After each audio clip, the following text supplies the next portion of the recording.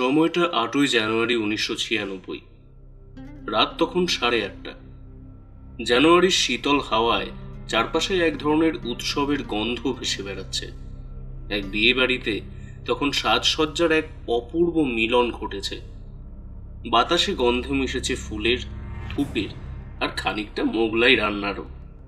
সবার মুখেই হাসি, চোখে আনন্দ। কেউ এক হাতে কফির কাপ, আরেক হাতে গরম গরম পকোড়া নিয়ে গল্পে মত্ত, কেউ আবার গ্লাসে ঠান্ডা কোল্ড ড্রিঙ্ক নিয়ে মিউজিকের তালে তালে মাথা দোলাচ্ছে। শিশুদের দল দৌড়ে বেড়াচ্ছে প্যান্ডেলের এক প্রান্ত থেকে অন্য প্রান্তে। তাদের প্রাণবন্ত কোলাহল যেন আরো প্রাণ জোগাচ্ছে এই রাতকে। স্টেজে বর কনে বসে আছেন পাশাপাশি। একদিকে বর, কালো সুটে দারুণ অভিজাত চেহারা। অন্যদিকে কনে, গা ভর্তি সোনার গয়নায় ঠিক যেন রূপকথার রাজকন্যা। লাল বেনারসি শাড়ির ওপর সোনালি জরির কাজ, কপালে বড় লাল টিপ, হাতে চুড়ি আর আলতা লাগানো পা, সব মিলিয়ে এক অপূর্ব সৌন্দর্যের ছটায় মোহিত করছে সবাইকে। এই আনন্দের মাঝেও হঠাৎ যেন কোথা থেকে একটা চাপা গুঞ্জন ভেসে আসছে।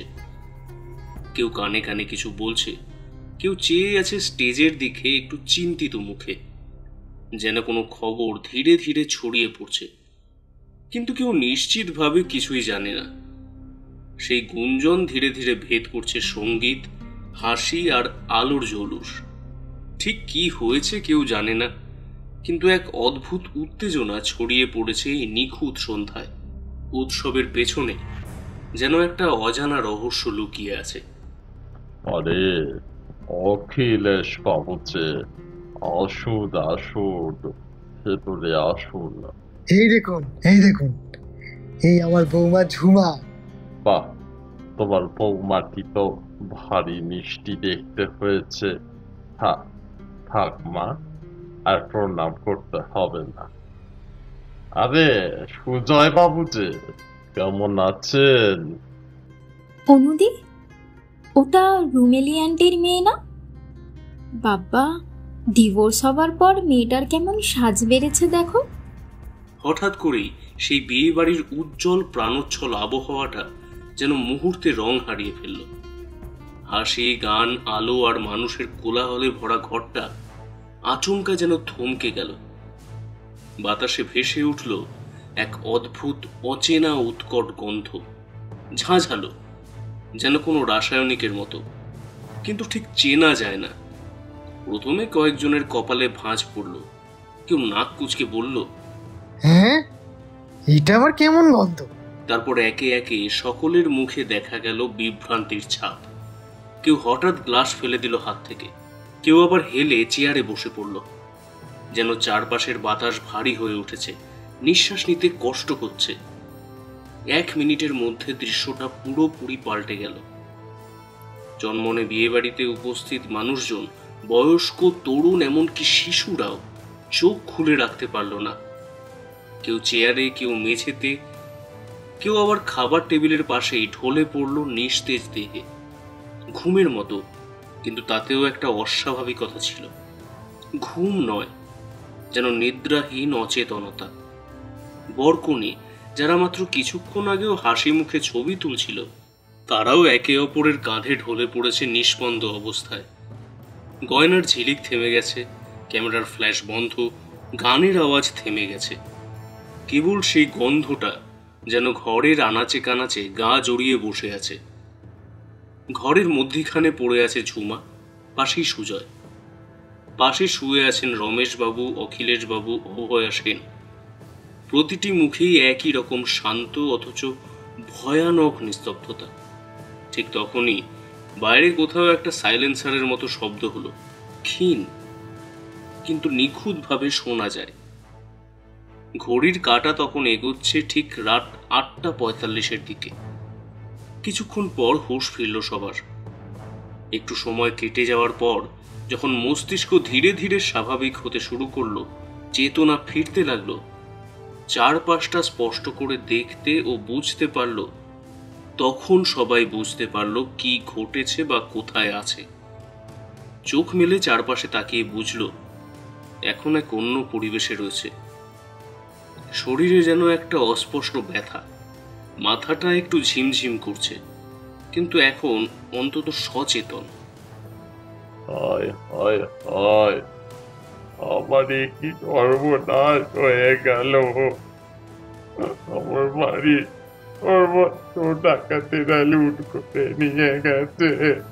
চিৎকার করে মেঝেতে বসে পড়ে কাঁদছেন রমেশবাবু।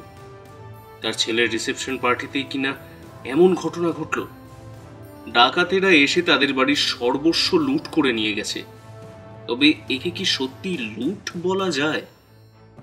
কারণ ডাকাতেরা কারোর ওপর আক্রমণ করেনি, কাউকে আগ্নেয়াস্ত্র দেখিয়ে ভয়ও দেখায়নি। এমনকি তারা কারা ছিল, একা ছিল না একাধিক, সেটাও কেউ জানে না। কোনো এক অজ্ঞাত কারণে হঠাৎ করেই সবাই ঘুমিয়ে পড়ে। সেই সুযোগে ডাকাতেরা তাদের কার্যসিদ্ধি করে। বরের গলার চেন, হাতের আংটি, কনের গা ভর্তি গয়না সবই নিয়ে যায় তারা। বিয়ে বাড়িতে উপস্থিত অতিথিদের পরিহিত গয়নাও বাদ যায়নি। এমনকি রমেশবাবুর বাড়ির আলমারিতে থাকা সমস্ত টাকা পয়সা, গয়নাগাটি পর্যন্ত তারা লুট করে নিয়ে যায়। সবচেয়ে বিস্ময়কর বিষয়, এই পুরো সময়টাতে কেউ কিছুই টের পায়নি। শুধু বাড়ির লোকজন বা অতিথিরা নয়, বাড়ির বাইরে দাঁড়িয়ে থাকা নিরাপত্তারক্ষীরাও অচেতন অবস্থায় ছিল। প্রায় 1 ঘন্টা পরে সকলের জ্ঞান ফিরে আসে। আর ততক্ষণে ডাকাতেরা তাদের পরিকল্পনা অনুযায়ী কাজ শেষ করে অদৃশ্য হয়ে গেছে।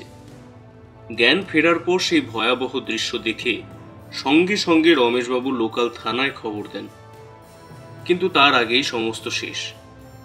শুধু থেকে গেছে কান্না, হতবাক বিস্ময় আর ঘোর লাগা এক দুঃস্বপ্নের ছায়া।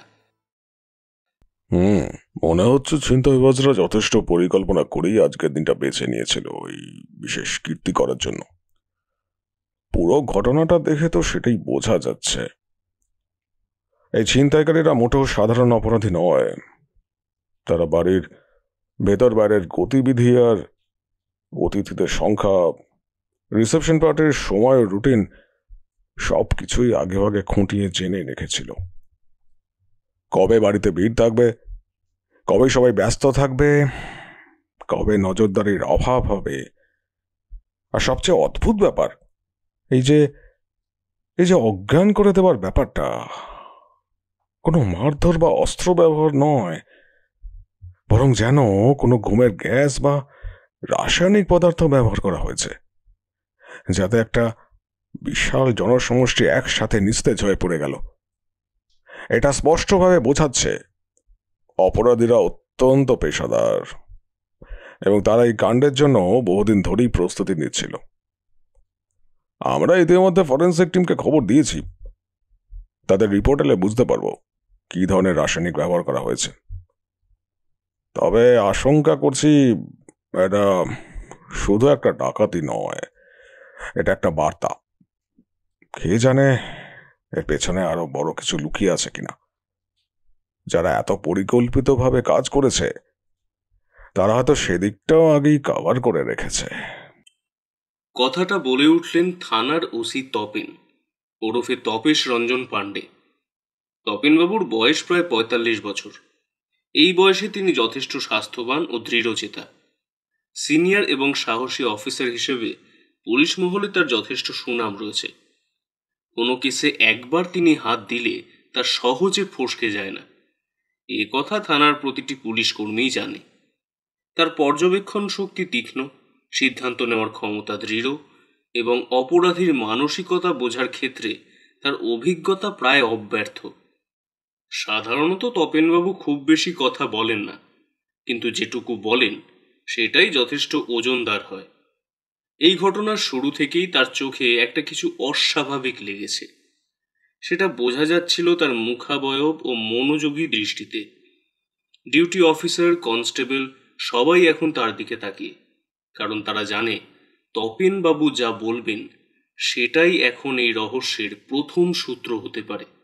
কোনো বিশেষ প্রকার ঘুমের ওষুধ, কোনো স্প্রে বা অন্য কিছু বাতাসে প্রয়োগ করে তারা এই কাজটা করেছে। সবাই যখন অচেতন হয়ে পড়ল তখনই তারা সেই সুযোগের সদ্ব্যবহার করেছে। এটা একেবারে পরিকল্পিত কাজ, এক মুহূর্তেরও ভুল ছিল না তাদের।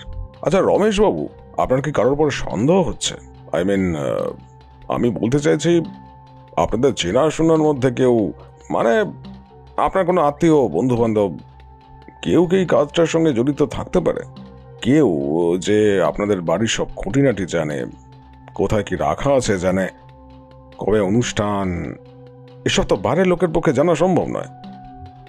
তাই বলছি, এমন কেউ কি আছে যাকে আপনি ভরসা করতেন অথচ সে বিশ্বাসভঙ্গ করতে পারে? ওসি তপেন পাণ্ডের কণ্ঠস্বর ছিল সংযত, কিন্তু তীক্ষ্ণ নজর রাখছিলেন রমেশবাবুর মুখে। একটা ক্ষণিকের সংকোচ, একটি চমক, একটুও দ্বিধা, সবই তার চোখে পড়ে যায়। কারণ তিনি জানেন, অনেক সময় সবচেয়ে কাছের মানুষটি হয়ে ওঠে সবচেয়ে বড় বিশ্বাসঘাতক। দেখুন, ঘরের লোকই হোক আর বাইরের লোক, যেই কাজটা করেছে ঠিক কাজ করেনি। আমার ওই একটি মাত্রই তো ছেলে সুজিত, ওর মা মারা যাওয়ার পরে অনেক কষ্ট করে আমি ওকে মানুষ করেছিলাম। আচ্ছা, বউ ছিল, জীবনে প্রায় সমস্ত সঞ্চয় দিয়ে আমি এই অনুষ্ঠানটা করেছি। কত স্বপ্ন ছিল, কত আশা ছিল মনেতে, সব কিছু লুট করে নিয়ে গেল ওই শয়তানেরা। আমি তো কিছুই বুঝতে পারছি না। ও আর এমন কেউ তো নেই যে এমনটা করতে পারে, অন্তত আমি তো তাই ভাবি। বাবা, তুমি শান্ত হও। স্যার, আপনার যা জিজ্ঞাসা করার আমাকে করুন। বুঝতেই তো পাচ্ছেন বাবার মেন্টাল কন্ডিশন একদম ভালো নেই এখন। ওকে সুজিত বাবু। বাবা, তুমি এখন ঘরে গিয়ে বিশ্রাম নাও তো। আর বিশ্রাম নিয়ে কি করব? আমার সব কিছু তো হারিয়েই ফেলেছি। আমার সমস্ত টাকা পয়সা, জমানো গয়নাগাটি। অসহায়ভাবে কথাটা বলে রমেশবাবু ভেতরের ঘরে চলে গেলেন। পিছনে চুপচাপ তাকিয়ে রইলেন সুজিত, চোখে মুখে দায়িত্ব আর দুশ্চিন্তার ছাপ। সুজিতের পাশে তখন এসে দাঁড়িয়েছে তার সদ্য বিবাহিত স্ত্রী ঝুমাও। নববধূ সে, তবে তার শরীর থেকে সমস্ত অলংকার খুলে নিয়ে গেছে ওই শয়তানরা। একটা ছোট সরু চেন, এমনকি একটা শাখা বাঁধানো পর্যন্ত রাখেনি। মুখটা বেদনার ছায়ায় ঢেকে আছে, চোখের কোণে লজ্জা, আতঙ্ক আর অভিমান। হ্যাঁ স্যার, তো আপনি কি জানতে চান বলুন আমাকে। আমি জানি সুজিত বাবু, আপনাদের ফ্যামিলির উপরে এরকম একটা অ্যাক্সিডেন্ট ঘটে গেছে। একটা অনুষ্ঠানের দিন এমন একটা চিন্তার ঘটনা সত্যি দুঃখজনক। কিন্তু আপনারা যদি আমাদের একটু কোঅপারেট করেন, আমরা আশাবাদী যত শীঘ্র সম্ভব অপরাধীদের ধরে ফেলতে পারবো আর আপনাদের জিনিসপত্র পুনরুদ্ধার করার চেষ্টা করব। আমি আপনাদেরকে অবশ্যই কোঅপারেট করব স্যার। থ্যাঙ্কস সুজিত বাবু। আচ্ছা, একটা বিষয় বলুন, আপনার মনে আছে ঠিক কটা নাগাদ এই ঘটনাটা ঘটেছিল? মানে কটার সময় আপনারা সবাই ঘুমিয়ে পড়েছিলেন?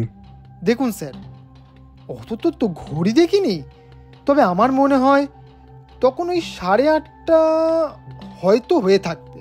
ওকে, তো সুজিত বাবু, আপনাদের বাড়িতে তখন যেসব অতিথিরা ছিলেন তারা সকলেই এখানে রয়েছেন তো?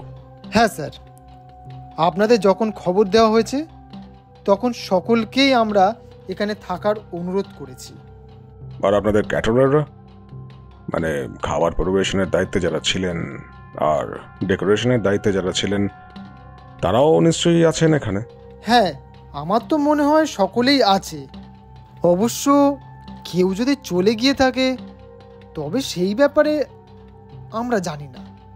আসলে এই ঘটনার পরে সকলের মনে তো আমাদের প্রতি একটা ক্ষোভ তৈরি হয়েছে, সেটা তো বুঝতেই পারছেন স্যার। কারণ যতই হোক আমাদের নিমন্ত্রিত অতিথি হিসেবেই তো তারা আজ এই দুর্ভোগে পড়েছে, তাই না? সেই দিকে দেখতে গেলে আমরাও তো এই ব্যাপারে ঠিকমতো দায়িত্ব পালন করতে পারিনি। সেটা ঠিকই বলেছেন সুজিত বাবু, তবে যা হওয়ার হয়ে গেছে। এই মুহূর্তে তো আর কারোর কিছু করার নেই। তবে আপনার যদি অনুমতি থাকে তাহলে এখানে এই মুহূর্তে যারা উপস্থিত আছেন, মানে এই গেস্টদের, আমরা একটু সার্চ এবং জিজ্ঞাসাবাদ করতে চাই। মানে এমনও তো হতে পারে আপনাদের গেস্টদের মধ্যেই কেউ এই ঘটনার সঙ্গে জড়িত। চাইলে আপনারা সেটা করতে পারেন স্যার। আমাদের তরফ থেকে আপনাদের পুরোপুরি সহযোগিতা করাটা আমাদের দায়িত্বের মধ্যেই পড়ে। থ্যাঙ্কস সুজিত বাবু। শান্তনী, তুমি এখানে প্রেজেন্ট থাকা মহিলাদের সার্চ করো, আমি আর সরঞ্জিত পুরুষ গেস্টদের সার্চ করছি। Okay sir. আপনার নাম? আমার নাম রঞ্জন মিত্র। আমি রমেশ বাবুর অফিসের স্টাফ। ম্যাডাম, আপনার নাম কি? আমার নাম অভয়া সেন। আমি সুজিত, মানে বরের বন্ধু। সায়ন্তনীর বয়স এখন 28 বছর, অবিবাহিত এবং বেশ সুন্দরী। সাহসী এবং কর্মতৎপর হিসেবে তপেনবাবুর বেশ পছন্দের সে। সরঞ্জিত, সায়ন্তনী আর তপেনবাবু মিলে এখানে উপস্থিত গেস্টদের জিজ্ঞাসাবাদ করতে লাগলেন, কিন্তু তাদের কারো কাছ থেকে কোনো আশানুরূপ উত্তর পাওয়া গেল না। 2 দিন পরের কথা। এই 2 দিনের মধ্যে রমেশবাবুদের বাড়িতে সেই চুরির কোনো কিনারাই করতে পারেননি তারা। এর মধ্যে ঘটে গেল আরও একটি ঘটনা। তখন দুপুর প্রায় 12টা হবে। শহরের মধ্যে অবস্থিত এই সমবায় ব্যাংকে সকলেই যে যার নিজের কাজে ব্যস্ত। ব্যাংকের কর্মচারীরা কেউ টাকা জমা নেওয়াতে, কেউ বা অন্য কাজে ব্যস্ত। ব্যাংকে তখন বেশ ভিড়ই জমেছে। আরে মশাই, একটু তাড়াতাড়ি করুন না, কখন থেকে দাঁড়িয়ে আছি। একটা লোন নেওয়ার ফর্ম পাওয়া যাবে? সেইটা আপনি এখানে করুন তো দেখি। হঠাৎ করে ব্যাংকের ভেতরে এক কাণ্ড ঘটে গেল। ব্যাংকের ভেতরে এক অদ্ভুত রকমের গন্ধ ভেসে বেড়াতে লাগলো। সেই গন্ধের প্রভাব এমনই যে এই গন্ধে সকলে একেবারে মোহিত হতে শুরু করলো। ব্যাংকে উপস্থিত ম্যানেজার, স্টাফ, সাধারণ মানুষ সহ সকলেই ধীরে ধীরে অজ্ঞান হতে শুরু করলো। সকলেই অচেতন হয়ে পড়ে গেল ব্যাংকের মধ্যে। আর এই সুযোগটাকেই কাজে লাগালো এক যুবক। খুবই দ্রুত সে ব্যাংকের ভেতরের দিকে চলে গেল। এই কেসটা তো খুব মারাত্মক রকমেরই হয়ে যাচ্ছে। 2 দিন আগেই সেই বিয়ে বাড়িতে চুরি, আর আজ আবার এই ব্যাংকে ডাকাতি। সরঞ্জিতকে কথাটা বললেন তপেনবাবু। সেই ব্যাংক ডাকাত ততক্ষণে ব্যাংকের সমস্ত লকার খুলে সব টাকা নিয়ে চলে গেছে। সবাই ঘুমিয়ে পড়লে সেই সুযোগটাই নিয়েছে সেই ডাকাত। কেউ কি এমন নেই যে ওই শয়তানকে ব্যাংক লুট করতে দেখেছে, বা সেই সময় কোনো সন্দেহজনক ব্যক্তিকে দেখেছে যাকে দেখে কোনো ব্যাপারে কোনো রকম সন্দেহ হয়েছিল? স্যার, আমার একটা কথা ছিল। হঠাৎ করেই তপেনবাবুর কাছে এসে কথাটা বললেন এক বৃদ্ধ ভদ্রলোক। বৃদ্ধের বয়স 60 হবে। মাথার মাঝখানে টাক, চোখে মাইনাস পাওয়ারের চশমা, পরনে একটা খয়েরি রঙের পাঞ্জাবি আর একটা সাদা রঙের ধুতি। বয়সের কারণে শরীরটা যেন সামনের দিকে একটু ঝুঁকে গেছে। কি কথা? নমস্কার স্যার, আমার নাম অখিল পাত্র। আমি ব্যাংকে এসেছিলাম আমার পেনশনের টাকাটা নিতে। আমি আসলে সেই অপরাধীকে দেখেছি। মানে ওরা 2 জন ছিল। একজন ভেতরে ঢুকে সব টাকা পয়সা লুট করছিল, আরেকজন বাইরে দাঁড়িয়ে পাহারা দিচ্ছিল। তার মানে আপনি তখন অজ্ঞান হননি? না স্যার, বাকি সকলের মতো আমি ঘুমিয়ে পড়িনি। একটু তন্না মতো এসেছিল বটে, তবে ঘুম পাইনি। তবে আপনি তখন কি করছিলেন? স্যার, সকলকে ওই সময় ঘুমিয়ে পড়তে দেখে আমি বেশ অবাকই হয়ে গিয়েছিলাম। ভাবছিলাম সবার হঠাৎ করে এমন কি হলো যে হঠাৎ করে সকলে একসাথে অজ্ঞান হয়ে পড়ে গেল। তারপর দেখলাম আমার সাথে সাথে আরো 2 জন লোক দাঁড়িয়ে আছে সেখানে। আমি একটু কোনার দিকে দাঁড়িয়েছিলাম বলে ওরা হয়তো আমাকে দেখতে পায়নি।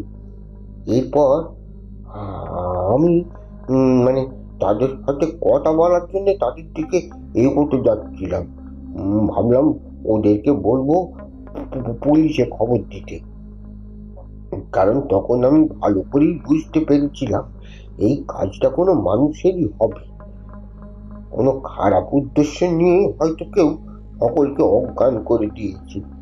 কিন্তু তখন দূর থেকে ওদের কথাবার্তা শুনে আমি বুঝতে পারলাম যে ওরা ব্যাংক ডাকাতি করার উদ্দেশ্যেই এখানে এসেছে। আর এই কাজটা ওদের সকলকে অজ্ঞান করে দিয়ে ব্যাংকের সমস্ত টাকা পয়সা লুট করে নিয়ে যাবে। আমি তখন কি করব মানে ঠিক বুঝতেই পারছিলাম না। চিৎকার করে কাউকে ডেকেও তো লাভ নেই, কারণ আমার কথা শোনার জন্য কেউ তো ডেকে নেই স্যার। আর তাছাড়া চিৎকার করতে গেলে বা সেই সময় ওখান থেকে পালিয়ে যেতে গেলে ওরা যদি আমাকে মেরে ফেলে, মানে ওরা যখন ডাকাতি করতে এসেছে তখন ওদের কাছে অস্ত্র তো নিশ্চয়ই থাকবে। তাই আমিও বাকি সকলের মতোই অজ্ঞান হওয়ার ভান করে শুয়ে থাকলাম। ভেবেছিলাম সুযোগ পেলে উঠে আপনাদের খবর দেব, কিন্তু ওই দ্বিতীয় ব্যক্তি সারাক্ষণ দরজার কাছে পাহারা দিয়েই দাঁড়িয়েছিল। ওর হাতে ছিল একটা ছোট সাইজের কাঁচের শিশি, যার ঢাকনা বন্ধ ছিল। আমার মনে হয় ওই শিশির মুখ খুলে দিলেই তার মধ্যে থেকে যে গন্ধ বেরোয় সেই গন্ধতেই সবাই ঘুমিয়ে পড়ে। ওরা এমন কোনো বিশেষ উপায় তৈরি করে রেখেছে যার কারণে ওদের ঘুম আসে না স্যার, আর ওরা ডাকাতি করে নিতে পারে। এরপর ব্যাংকের সমস্ত টাকা পয়সা নিয়ে ওরা দুজনে চলে গেল। আমি ওদের সমস্ত কাজটাই চোখের সামনে দেখলাম, কিন্তু প্রাণের ভয়ে ওদেরকে কিছুই বলতে পারিনি। তারপর ওরা যখন চলে গেল তখন আমি বাইরে বেরিয়ে আপনাদেরকে ফোনে খবরটা জানালাম। তখনও ব্যাংকের কারোরই ঘুম ভাঙেনি। তার একটু পরে সবার চেতনা ফিরল। ডাকাতদের এইভাবে সবকিছু লুট করে নিয়ে যেতে দেখেও তাদেরকে কিছু না বলাটা একজন সাধারণ নাগরিক হিসেবে আপনার ঠিক কাজ হয়নি। তবুও আপনার দিক দিয়ে ভেবে দেখলে ওই সময় যে আপনি নিরুপায় ছিলেন সেটাও বুঝতে পারছি। ঠিক আছে, যা হওয়ার হয়ে গেছে। আচ্ছা, আপনি যখন ওদেরকে দেখেছেন তখন আশা করছি ওদের মুখটা নিশ্চয়ই চিনে রেখেছেন। আপনি নিশ্চয়ই স্কেচ করার সময় আমাদের ওদের চেহারার বিবরণটা দিতে পারবেন? হ্যাঁ স্যার, হ্যাঁ আমি পারবো। অখিলবাবুর সহায়তায় থানায় ওই দুইজনের স্কেচ আঁকা হলো। সায়ন্তনী একটা হাঁফ ছাড়ল। ছবিটা তৈরি করতে প্রায় 1 ঘন্টার উপরে লেগেছে। স্কেচ আর্টিস্টদের সঙ্গে এই একটা সমস্যা হয়, আসলে প্রত্যক্ষদর্শীরা যে সব সময় সোজাসুজি সবকিছু বলতে পারবে তেমনটা নয়।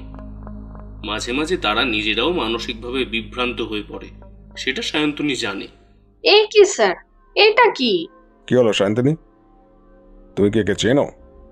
হ্যাঁ স্যার, এই ব্যক্তির নাম রমেন, কিন্তু এ তো এখন সেন্ট্রাল জেলে রয়েছে। খুনের অপরাধে যাবজ্জীবন জেল খাটছে, এখনো 5 বছর বাকি। হ্যাঁ সায়ন্তনী, তোমার কথা শুনে আমিও তো এই রমেনকে চিনতে পারলাম।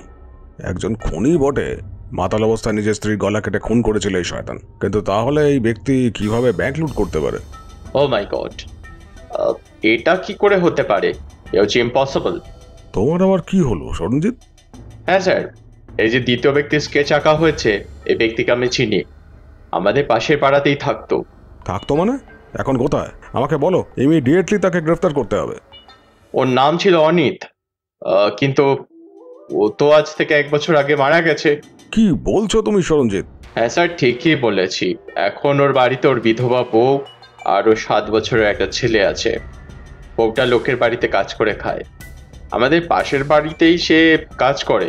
খুবই নিম্নবিত্ত ঘরের তারা। অনিত বেঁচে থাকতে রাজমিস্ত্রির কাজ করত। একজন জেলে রয়েছে আর একজন মারা গেছে, তাহলে এইসব কাজগুলো করছে কে? তোমাদের কথা তো আমি কিছুই বুঝতে পারছি না। আর আমি কি তাহলে এখন আসতে পারি? ওদের কথার মাঝখানেই হাত জোর করে কথাটা বললেন অখিলবাবু। অখিলবাবুর দিকে এতক্ষণ কারো খেয়ালই ছিল না। তার কথা শুনে হুঁশ ফিরল তপেনবাবুর। এতক্ষণ ধরে তিনি দাঁড়িয়েই রয়েছেন। ও হ্যাঁ, আপনি আপনি তাহলে এখন আসুন না। ধন্যবাদ স্যার। অনুগ্রহ করে আপনার ঠিকানা আর কন্ট্যাক্ট নাম্বারটা আমাকে একটু দেবেন, যদি আবার অন্য সময় আপনার কোনো দরকার পড়ে। না মানে আসলে বলছি, আমরা তো তেমন অর্থবান নই, ফোন তো আমাদের নেই, তবে ঠিকানা চাইলে দিতে পারি। ঠিক আছে, তাই দিন। তবে এবার কি করি বলো তো সরঞ্জিত, এই অপরাধীদের কিভাবে ধরবো? এই যে রমেন, সে তখন জেলে রয়েছে, আর জেল থেকে নিশ্চয়ই ব্যাংক ডাকাতি করার জন্য বা বিয়েবাড়ি লুট করার জন্য তাকে ছেড়ে দেবে না। আর তুমি যে ব্যক্তির কথা বললে, সেও নিশ্চয়ই ভূত হয়ে এসে এই ডাকাতিগুলো করছে না। স্যার, মনে হচ্ছে কোথাও কোনো একটা গন্ডগোল হচ্ছে। হয় ওই লোকগুলো আদৌ যারা মানে ব্যাংক ডাকাতি করছে তাদের ছদ্মবেশে কেউ করছে, আর নয়তো অধীরবাবু আমাদের কোনো ভুল মানুষের বর্ণনা দিয়েছেন। হয়তো এরকম করে তিনি আমাদের আসল অপরাধীদের থেকে খানিকটা দূরে সরিয়ে রাখতে চাইছেন। আবার এমনও হতে পারে হয়তো তিনি ভুল দেখেছেন। দেখছেন না ওনার চোখে চশমা রয়েছে, কি দেখতে কি দেখেছেন। না না সরঞ্জিত, তা কেন হতে যাবে? তাই যদি হতো, যদি অখিলবাবুর মনে সত্যিই কোনো খারাপ ইন্টেনশনই থেকে থাকে, তবে তিনি আমাদের কাছে আসবেন কেন? তিনি কেন আমাদেরকে বলতে যাবেন যে সবাই অজ্ঞান হয়ে গেলেও তিনি সে সময় জ্ঞান হারাননি? তোর কথা অবশ্য ঠিক। আর আগ বাড়িয়ে তিনি আমাদের সাহায্যই বা করতে যাবেন কেন, যেখানে চট করে কেউ পুলিশের কাছে আসতে চায় না, সেখানে পুলিশের সাথে কোনো রকম ভাবে জড়িয়ে পড়া মানেই বিপদ ঘাড়ে করে ঘুরে বেড়ানো। আর তিনি যদি ভুলই দেখে থাকেন, আর তাদের চিনতে যদি ভুলই হয়ে থাকে, তবে এত নিখুঁত ভাবে তিনি এই মানুষদের বর্ণনা দিলেন কি করে? তিনি তো বলতেই পারতেন যে তিনি তাদের চিনতে পারেননি বা তাদের চেহারা সম্পর্কে তার এখন কোনো কিছুই মনে নেই। কই, তা তো তিনি বলেননি। তবে তুমি এখন কি করতে চাও সরঞ্জিত? এই অপরাধীদের কিভাবে আমাদের পক্ষে ধরা সম্ভব হবে? স্যার, আমার যতদূর মনে হচ্ছে এরা সহজে থামবার পাত্র নয়।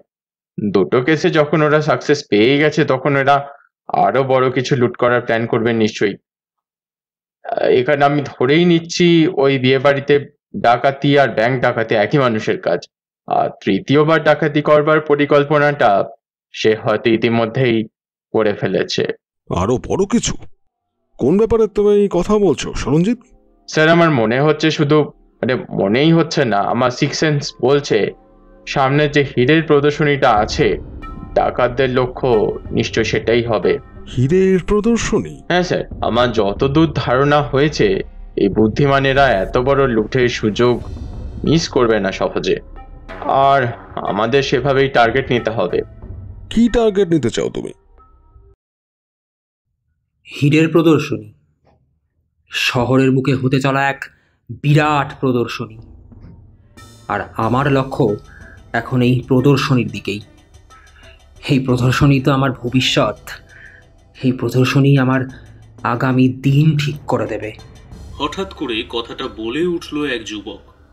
তখন সন্ধ্যাবেলা, প্রায় অন্ধকার একটা ঘরে 9 ওয়াটের একটা লাইট জ্বলছে।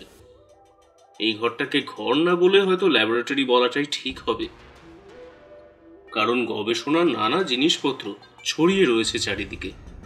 টেস্ট টিউবের মধ্যে একটা সাদা রঙের তরল নিয়ে সেটা বুলেটের নীল রঙের তরলের মধ্যে ঢালতেই একটা সাদা ধোঁয়ার উৎপত্তি হলো, আর ঘরের চারদিকটা ধোঁয়াময় হয়ে গেল। এই আবিষ্কার, হ্যাঁ হ্যাঁ, আমার এই আবিষ্কারের সাহায্যেই আমি মঙ্গল সাধন করব। হ্যাঁ, মঙ্গলই তো করব আমি, তবে সমস্ত জগতের নয়, আমার, শুধু আমার আমার আমার। সেই ধোঁয়ার মধ্যেই নিজের মনে অদ্ভুত রকমের ন্যাকা ন্যাকা গলাতে কথা বলছে সেই যুবক। তারপর টেস্ট টিউব স্ট্যান্ডে থাকা আরেকটা টেস্ট টিউবে রাখা আরেক ধরনের তরল সেই বুলেটের মধ্যে ঢালতেই সেই ধোঁয়া অদৃশ্য হয়ে গেল। আমার এই আবিষ্কারের সাহায্যে আমি সকল মানুষকে ঘুম পাড়িয়ে দিতে পারি। যেখানে যেখানে আমি এই আবিষ্কার প্রয়োগ করব, সেখানে আর তার 100 মিটারের মধ্যে অবস্থিত সকল মানুষেরা 1 ঘন্টার জন্য ঘুমিয়ে পড়বে। কেউ জেগে থাকবে না তখন। কেউ না। আর আর এই সুযোগে আমি আমার নিজের অভীষ্ট পূরণ করব। কিন্তু আমি আমি কেন ঘুমিয়ে পড়বো না? আমারও তো এই ওষুধের প্রভাবে ঘুমিয়ে পড়াই উচিত, তাই না? তাহলে আমি কেন ঘুমোবো না? বলতে পারবে? বলতে পারবে তোমরা কেউ? কেউ বলতে পারবে না, কেউ না। নিজের মনেই কথাটা বলে হঠাৎ করেই হো হো করে অট্টহাসিতে হেসে উঠল যুবক। তারপর প্রায় 30 সেকেন্ড পর হাসি থামিয়ে আবার নিজের মনেই বলে উঠল, কারণ আমার তো এর অ্যান্টিডোটস প্রয়োগ করা আছে। অ্যান্টিডোটস, হ্যাঁ, এই ওষুধেরই অ্যান্টিডোটস। আর আর এই অ্যান্টিডোটস, এই ওষুধ প্রয়োগ করার কিছুক্ষণ আগেই তো আমার শরীরে আমি ইনজেক্ট করে দিই। তাই তো আমার আর কিছু হয় না। আমার অ্যাসিস্ট্যান্টেরও কিছু হয় না। তাকেও তো এই ওষুধের অ্যান্টিডোটস আমি ইনজেক্ট করে দিয়েছি। অ্যাসিস্ট্যান্ট, আমার আবার অ্যাসিস্ট্যান্ট। কি অরূপ, তুই তো বিশাল বড়লোক হয়ে গেলি রে। তোর অ্যাসিস্ট্যান্ট নাকি তোর সমস্ত কাজ করে দিচ্ছে? বড়লোক? না না, বড়লোক তো এখনো হইনি, তবে হব। একদিন এই পৃথিবীর সেরা বড়লোকদের একজন হব আমি। তখন আমাকে অরূপ দ্য রিচ ম্যান হিসেবে দেখবে সবাই। যে অরূপ শুধু একটা চাকরির জন্য লোকের হাতে পায়ে ধরেছে, ফার্স্ট ক্লাস এমকম পাশ করার পরও যে অরূপকে কেউ চাকরি দেয়নি, শুধু তার কাছে টাকা ছিল না বলে, মোটা টাকা সে ডোনেশন দিতে পারবে না বলে। টাকার অভাবে যে অরূপ তার ক্যান্সার আক্রান্ত বিধবা মায়ের চিকিৎসা পর্যন্ত করাতে পারেনি। তিলে তিলে চোখের সামনে নিজের মাকে মৃত্যুর মুখে ঢলে পড়তে দেখেও যে অরূপের কিছুই করার ছিল না। আজ সেই অরূপ বড়লোক হতে চলেছে। শহরের বুকে বিনা পয়সার একটা ক্যান্সারের হাসপাতাল বানাবো আমি। আর কোনো মাকে এভাবে টাকার অভাবে ছেলেকে অনাথ করে রেখে মরতে দেব না আমি। হ্যাঁ, একজন মায়ের কাছে তার ছেলের প্রতিজ্ঞা। কথা বলতে বলতে হঠাৎ করেই যেন কেমন ভাবুক হয়ে যাচ্ছিল অরূপ। তারপর আবার ডান আঙুল দিয়ে নিজের চোখের কোণে জমা জল মুছে গম্ভীরভাবে বলে উঠল, নাও মিস্টার অরূপ রায়, এবার ছদ্মবেশ ছেড়ে তোমার আসল চেহারায় ফিরে আসো তো দেখি। কথাটা বলে অরূপ হঠাৎ করে ডান দিকের গলার কাছটাতে হাত নিয়ে গিয়ে হাতটা ধীরে ধীরে ওপরের দিকে তুলতেই একটা পাতলা প্লাস্টিকের মতো অংশ হাতে লেগে উঠে এলো। আর তখনই পুলিশের স্কেচ করা রমেশের মুখের অংশটা উঠে গিয়ে তার আড়ালে লেগে থাকা অরূপের আসল রূপটা স্পষ্ট হয়ে উঠল। এই ছদ্মবেশের তো এখন আর কোনো দরকার নেই। এটা আবার দরকার পড়বে ঠিক 13 তারিখ সকাল 10টা থেকে 6টা পর্যন্ত। শহরের কেন্দ্রবিন্দুতে সেই দিন যে হীরের প্রদর্শনী হবে, সেখানে দেশ বিদেশের নানা জায়গা থেকে নানা রকম মূল্যবান হীরে এনে প্রদর্শনী করা হবে। সেইখানে শহরের সাধারণ মানুষকে সেই হীরে দেখানো হবে। সেই হীরেগুলো সম্পর্কে প্রচুর জ্ঞানও প্রদান করা হবে। সেই প্লাস্টিক অংশটা তুলে নিয়ে গম্ভীরভাবেই কথাটা বলে উঠল অরূপ। আর 13 তারিখ সন্ধ্যে 6টার পর থেকে সেই হীরেগুলো হবে আমার, এই অরূপ রায়ের দখলে। শহরের নামি দামি বিজনেসম্যানদের কাছে যেটা থাকা প্রায় অসম্ভব ব্যাপার, সেটা থাকবে এই আমার কাছে। তবে আর দেরি কিসের? আমার অ্যাসিস্ট্যান্টকে তৈরি থাকতে বলি। এবার তাহলে মিশন ডায়মন্ড রাবারি। 13 তারিখ সকাল 10:45। শহরের বিরাট হীরের প্রদর্শনী আয়োজিত হয়েছে। দেশ ও বিদেশের নানা জায়গা থেকে প্রায় 15টা নানা আকৃতির ও নানা রঙের হীরে আনা হয়েছে এখানে। দেশের গণ্যমান্য বিজনেসম্যানদের উৎসাহ ও প্রচেষ্টায় এই বিশেষ ইভেন্টটা আয়োজন করা হয়েছে। আর কিছুক্ষণ পরেই এখানে সাধারণ মানুষদের ঢল পড়বে সেই হীরেগুলো দু চোখ ভরে উপভোগ করার জন্য। কাঁচের মধ্যে থাকা এই হিরেগুলো প্রতিটাই যে মূল্যবান সেটা আর বলার অপেক্ষা রাখে না। আর তার জন্য কড়া সিকিউরিটির ব্যবস্থাও করা হয়েছে। বন্দুকধারী পুলিশ ও মিলিটারি বাহিনীর লোকেরা ঘুরে বেড়াচ্ছে সেখানে। তাদের সতর্ক দৃষ্টি এড়িয়ে একটা হীরের কাঁচে হাত দেওয়ার ক্ষমতাও কারোর হবে না। দূর থেকে কাচের আড়ালের মধ্যে দিয়ে হিরেগুলো দেখেই সন্তুষ্ট থাকতে হবে শহরবাসীদের। সেই কড়া নিরাপত্তার মধ্যেই তখন তপেনবাবু, সরঞ্জিত আর সায়ন্তনী রয়েছেন, আর তাদের সাথে রয়েছেন অখিলবাবু। স্যার, আমার মনে হচ্ছে ওই ডাকাতেরা ভিড়ের মধ্যেই ছদ্মবেশে এসে হিরেগুলো চুরি করবার প্ল্যান করবে। তপেনবাবুকে কথাটা বলল সরঞ্জিত। তারা এখন সম্পূর্ণ ফর্মাল ড্রেসে আছে, দেখে বোঝাই যাচ্ছে না যে তারা পুলিশে চাকরি করে। অখিলবাবু এখন সিকিউরিটি গার্ডের ছদ্মবেশে গেটের সামনে দাঁড়িয়ে রয়েছেন। অখিলবাবু, আপনি তৈরি তো? হ্যাঁ হ্যাঁ স্যার, হ্যাঁ স্যার, আমি আমি তৈরি, আমি আমি আমি তৈরি। যখনই আপনি এই ঘটনার পূর্বাভাস পাবেন তখনই আপনার জুতোর নিচে থাকা সুইচটা টিপে দেবেন। আমরা ঠিক সময় চলে আসব। আর স্যার, আমাদের এখন যেতে হবে কিন্তু। সে কি, আমরা চলে যাব? তাহলে আমরা অপরাধীকে ধরবো কিভাবে? সে তো আমাদের আস্তে আস্তেই পালিয়ে যাবে। স্যার, একটু বোঝার চেষ্টা করুন। ওরা এখানে এসেই ঘুমের ওষুধ প্রয়োগ করে সবাইকে অজ্ঞান করে দেবে। শুধু এই হীরের প্রদর্শনী রুমেই নয়, আশেপাশের লোকজন মানে মানুষজন তখন অজ্ঞান হয়েই থাকবে।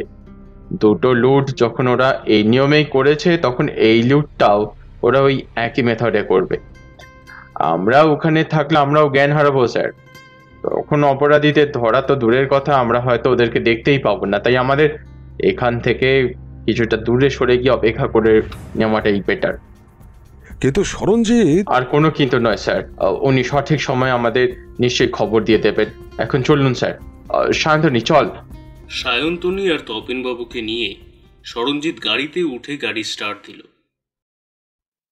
স্যার, কাজ হয়ে গেছে। চোরের এখন চুরি করতে ব্যস্ত। তবে আর দেরি কিসের? এক্ষুনি আমাদের যেতে। না স্যার, এখন নয়। এখন আমাদের যাওয়াটা উচিত হবে না। প্ল্যানে সাকসেস, এবার প্ল্যান বি সাকসেস করার পালা। তার মানে এসব কি বলছো তুমি? আর এসব কি সব প্ল্যানের কথা বলছো তুমি? তোমার কথা শুনে তো মনে হচ্ছে আমরা এই চোরেদের পালানোর সুযোগ করে দেব, আর তারা চলে যাওয়ার পর আমরা সেখানে গিয়ে তাদেরকে ধরতে না পেরে খালি হাতেই ফিরে আসবো। স্যার, প্লিজ বোঝার চেষ্টা করুন। ওই শয়তানেরা এই কাজ যে ঘুমের ওষুধেই ব্যবহার করুক না কেন, সেটা খুব মারাত্মক রকমের থাকে, যার রেশ প্রায় 1 ঘন্টা থেকে যায়। অর্থাৎ 1 ঘন্টার আগে কেউই জেগে ওঠে না।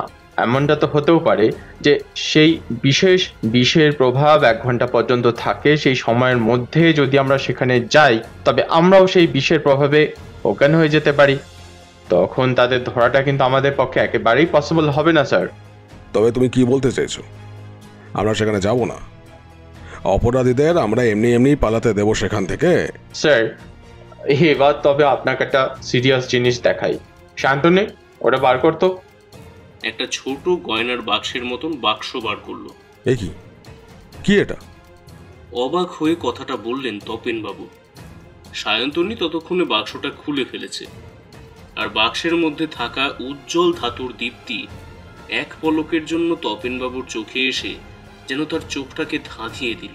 স্যার, এই বিশেষ বস্তুটা কি সেটা নিশ্চয়ই আপনি বুঝতে পারছেন। এটা হলো হিরে। হিরে? হ্যাঁ স্যার, হিরে। ওই অডিটোরিয়ামে এখন 15টা হিরে নেই, রয়েছে 14টা হিরে। এসব তুমি কি বলছো? হিরের জায়গায় এখন সেখানে যেটা রয়েছে সেটা হলো অবিকল হীরের মতন দেখতে একটা সাধারণ পদার্থ। ভালোভাবে খুঁটিয়ে না দেখলে হীরের সাথে ও তফাৎটা বোঝার কথা নয়। তবে এই পদার্থ কোনো সাধারণ পদার্থ নয়। তার মধ্যে একটা সেন্সর লাগানো আছে, যার সাহায্যে বোঝা যাবে সেই অপরাধীরা বর্তমানে কোথায় আছে।